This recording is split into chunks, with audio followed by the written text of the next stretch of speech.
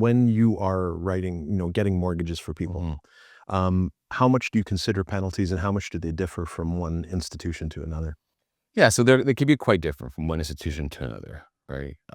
Like variable rates, for example, there are some of the big banks who do the penalty off the prime rate. So those penalty, and the other banks will do it off the actual interest rate that you're paying, Which might be prime minus. which is usually prime minus, right? So if you're prime minus and the other institution is rolling up all of them back to prime rate, their penalties could be between 10 and 20% higher. So that is a big factor. IRDs, interest rate differentials, are basically have to do with the discount and the time remaining in your mortgage versus the discount and the term you originally got. Yeah. Those penalties can also be quite impactful. And people don't realize that time has a huge role to play in that. So as you kind of get into like a midterm, for example, and they're comparing your penalty and your discount from a higher interest rate to a new rate now, your penalty can actually be going up very fast and very quickly.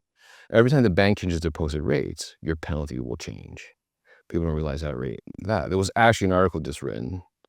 We won't name the bank, but it was a big 5 bank, and the whole thing was about how they did a very unprecedented, aggressive increase with their posted rate out of their natural, normal 10 to 20 basis points that they would normally go up. And all their penalties, like people's penalties literally doubled instantly, just like that. Your $5,000 penalty turned into like $9,800 or $10,000, like that. So we always look at penalties and we say to customers, like, look, you have to ask yourself, what's the probability of you staying in this property, like honestly?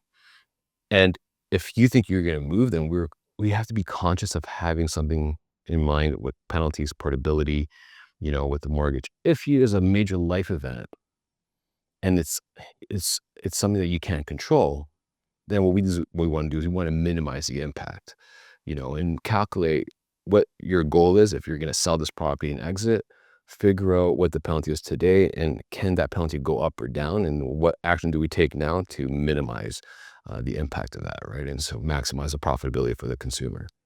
So but we do definitely look at penalties, and we always look at kind of comparing lenders to lenders. And when you're comparing 2 lenders, I think those are one of the factors that people don't usually ask for. But, at Vine, we always try to put that in front of them and say, look, if we're comparing apples to apples, but this lender has slightly better terms historically on penalty, then take the extra win and take that opportunity, right?